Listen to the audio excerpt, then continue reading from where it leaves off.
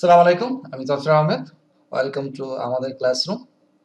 আজকে আপনাদের সাথে অ্যাকাউন্টিং বেসিক পর্বের প্রথম পর্ব নিয়ে আলোচনা করব। মূলত এই পর্বগুলো আমি তাদের জন্য করছি যারা অ্যাকাউন্টিংয়ে ভয় বা ভীতি আছে, বা অ্যাকাউন্টিং করতে তাদের সমস্যা হচ্ছে, বা যারা অ্যাকাউন্টিংয়ে ভালো কিছু জানতে চায় বা অ্যাকাউন্টিংয়ে ভালো কিছু করতে চায় বা ভবিষ্যতে সিএ করার ইচ্ছা আছে, তাদের জন্য আমি এই লেসনগুলো করছি। অ্যাকাউন্টিংয়ে ভালো করার সবচেয়ে সহজ মাধ্যম হচ্ছে অ্যাকাউন্টিং কিছু কি স্টোন আছে বা মূলনীতি আছে, এগুলো সম্পর্কে আমাদের ধারণা রাখতে হবে। এই কি স্টোন বা মূলনীতিগুলো যদি আমরা আয়ত্ত করতে পারি, তাহলে অ্যাকাউন্টিং জিনিসটা আমাদের মধ্যে খুবই সহজ হয়ে যাবে।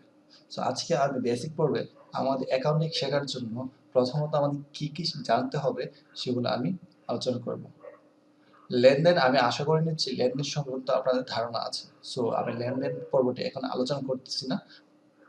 সো আমি অ্যাকাউন্টিংয়ে লেনদেন জানার পরে আমাদের জেনে নিতে হবে অ্যাকাউন্টিং ইকুয়েশনের কিছু ফর্মুলা। আর অ্যাকাউন্টিং ইকুয়েশনে কি কি তথ্য থাকে এগুলো আমরা বুঝে নিতে হবে। সো অ্যাকাউন্টিং ইকুয়েশন আমরা আজকে আলোচনা করব। সো অ্যাকাউন্টিং ইকুয়েশনের দুইটা ফর্ম আছে, একটা হচ্ছে বেসিক ফর্ম আর একটা হচ্ছে এক্সপ্যান্ডেড ফর্ম। বেসিক ফর্ম হচ্ছে মৌলিক ফর্ম, আর এক্সপ্যান্ডেড হচ্ছে বর্ধিত ফর্ম, অর্থাৎ মৌলিক ফর্ম থেকে একটু বড় আকৃতির। সো আমরা বেসিক ফর্মুলা একটু শিখে নিব। বেসিক ফর্মের ফর্মুলাটা হচ্ছে a equal to l plus ওই। আমরা এখানে দেখতে পাচ্ছি যে a equal to l plus ওই। আর এক্সপ্যান্ডেড হচ্ছে বর্ধিত। বর্ধিত ফর্মের ফর্মুলা হচ্ছে a equal to l plus within ব্র্যাকেটে c plus r minus e minus d। So আমরা একটু লক্ষ্য করে যদি দেখি, তাহলে আমরা পেয়ে যাচ্ছি এখানে বেসিক ফর্ম এবং এক্সপ্যান্ডেড ফর্মের পার্থক্য কোথায়। বেসিক ফর্মে এখানে আছে এ, এক্সপ্যান্ডেড ফর্মেও আছে এ। বেসিক ফর্মে আমাদের এল আছে, এক্সপ্যান্ডেড ফর্মে এল আছে। সো বেসিক ফর্মে আমাদের ওই আছে, আর এক্সপ্যান্ডেড ফর্মে ওই না থেকে এই চারটা লেটার আছে, C plus R minus E minus D. তাহলে আমরা বলতে পারি ও ই সমান সমান এই চারটা লেটার, অর্থাৎ আমরা বলতে পারি ও ই is equal to within bracket আমরা দিতে পারি C plus R minus E minus D. So ওই হচ্ছে ওনার সিকিউরিটি, এর আইটেম হচ্ছে চারটি। সো এর মধ্যে দুইটি প্লাসের আর দুইটি মাইনাসের। সো আমরা এখান থেকে আবার সিদ্ধান্ত নিতে পারি সি অ্যান্ড আর ইনক্রিজ ওই। সো আমরা এখানে দেখতে পাচ্ছি যে সি এবং আর প্লাসের।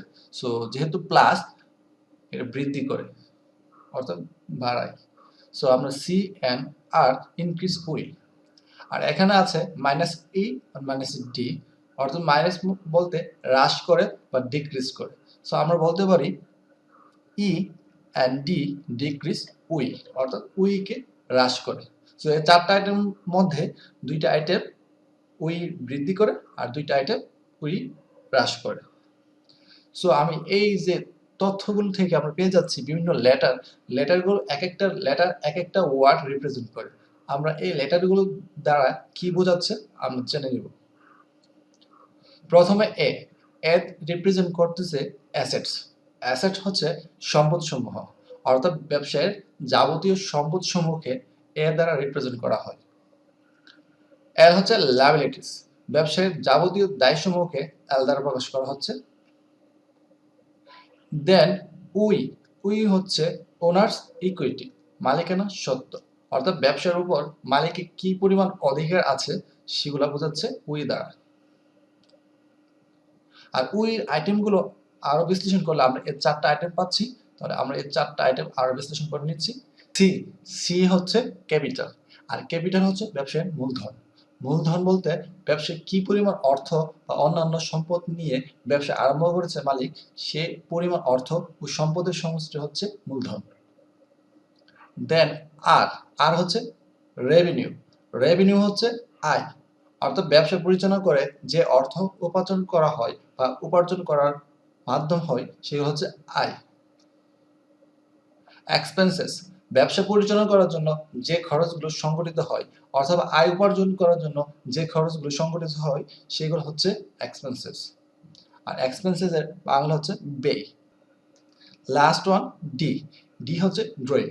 ড্রয়িং হচ্ছে উত্তোলন, অর্থাৎ ব্যবসা থেকে মালিক যে পরিমাণ অর্থ, পণ্য ও অন্যান্য দ্রব্যাদি উত্তোলন করে সেই উত্তোলন সমষ্টি হচ্ছে ব্যবসায়ের মোট উত্তোলন। উত্তোলন হতে পারে নগদ অথবা পণ্য বা যে কোনো জিনিস মালিক দ্বারা ব্যবসা হতে নেওয়া হলে বা উত্তোলন করা হলে এই কাজকে বলা হয় উত্তোলন। এর মধ্যে জেনেছি এই সবগুলোর অর্থ। আশা করি আমরা বুঝতে পেরেছি। আর সব লেটারগুলো কি রিপ্রেজেন্ট করতেছে সেগুলো বুঝতে পেরেছি। অর্থাৎ এ কি রিপ্রেজেন্ট করতেছে, এল কি রিপ্রেজেন্ট করতেছে, আর কি রিপ্রেজেন্ট করতেছে, ডি কি রিপ্রেজেন্ট করতেছে, আমরা এগুলো জেনেছি। আমরা বাসায় এগুলো পেন ডাউন করে রাখবো অ্যান্ড বেশি বেশি প্র্যাকটিস করব, তাহলে আমাদের এই অ্যাকাউন্টিং সহজ হয়ে যাবে। এই পর্যায়ে আমরা জেনে নিব অ্যাকাউন্টিং এ সবচেয়ে গুরুত্বপূর্ণ দুইটি পরিচিত ওয়ার্ড, সেটা হচ্ছে ডেবিট আর ক্রেডিট। ডেবিট এবং ক্রেডিট আমাদের অবশ্যই অবশ্যই শুনে থাকবো যারা অ্যাকাউন্টিং বা বিবিএ অনার্স করতেছে। যারা প্রথমে এখন ভর্তি হচ্ছি তাদের জন্য এটা কমন, কেননা আমরা 9, 10 বা একাদশ দ্বাদশ শ্রেণীতে জেনে এসেছি। ডেবিট এবং ক্রেডিট আমরা অনেকেই শুনেছি, কিন্তু আমরা আদৌ জানি না ডেবিট কাকে বলে বা ক্রেডিট কাকে বলে। এটা আমাদের ব্যর্থতা। আমরা আজকে জেনে নিব ডেবিট কাকে বলে বা ক্রেডিট কাকে বলে। ভেরি সিম্পল দুইটার ডেফিনিশন, তো আমরা ওয়ান বাই ওয়ান জেনে নিই। তো ফার্স্ট হচ্ছে debit. The left side of an account is called as debit, অর্থাৎ হিসাবে বাম পক্ষকে ডেবিট বলে। দেন আমরা জেনে নিব ক্রেডিট। ক্রেডিট হচ্ছে the right side of an account is called as credit, অর্থাৎ হিসাবে ডান পক্ষকে ক্রেডিট বলে। সো আমরা যারা পূর্বে জাবেদা, খতিয়ান বা রেওয়াল করেছি, আমরা অবশ্যই দেখে থাকবো যে আমরা ডেবিট পাসটা লিখেছি বাম পক্ষে এবং ক্রেডিট পাসটা লিখেছি ডান পক্ষে। Hope that you understand. আজকে প্রথম পর্ব এই পর্যন্তই। আমি নেক্সটে অতি দ্রুত দ্বিতীয় পর্ব নিয়ে আলোচনা করব, সেই পর্যন্ত আপনারা অবশ্যই প্র্যাকটিস করবেন।